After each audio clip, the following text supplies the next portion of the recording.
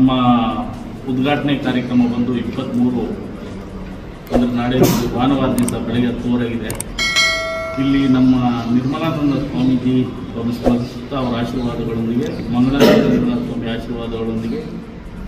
ಅವರನ್ನು ನೆನೆಸುತ್ತಾ ನಮ್ಮ ಕೆಂಪೇಗೌಡ ನಮ್ಮ 1600 ವರ್ಷ ಇತಿಹಾಸ ಇರುವಂಥ ನಮ್ಮ ಒಕ್ಕಲಿಗ ಜನಾಂಗ ಈಗ ಯಾವುದೇ ರೀತಿ ಅನುಕೂಲಗಳನ್ನು ಸರ್ಕಾರದಿಂದ ಯಾವುದರಿಂದನೂ